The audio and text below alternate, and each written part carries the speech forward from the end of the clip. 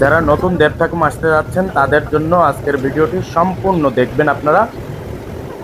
বান্দরবনে এসে এরকম একটা চাঁদের গাড়ি ভাড়া করে আমরা রোয়াংছড়ি যাব। রোয়াংছড়ি থেকে কচ্ছপতলি বাজারে, এবং চাঁদের গাড়ির ভাড়া পড়বে 4500 থেকে 5000 টাকার মতো। এখানে এসে দেখি বান্দরবনের যে বান্দরগুলা কলা খাচ্ছে, এদের নাকি বাঁশ লাগবে এই রাস্তা উঠতে যায়। এমনি হাঁপানি শুরু হয়ে গেছে একদম ওই যে নিচে।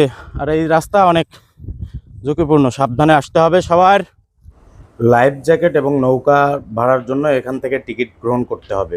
কচ্ছপতলি নেমে আমাদেরকে এনআইডি কার্ডের ফটোকপি দিতে হবে এবং 10 জনের জন্য একজন গাইড নিতে হবে। দেবঠাকুমের পানি এখন সম্পূর্ণ ঘোলা।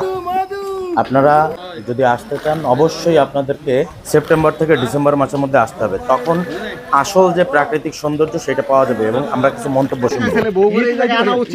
প্রত্যেক মানুষ যারা বিয়ে করবেন বগুড়া অবশ্যই এখানে আনবেন।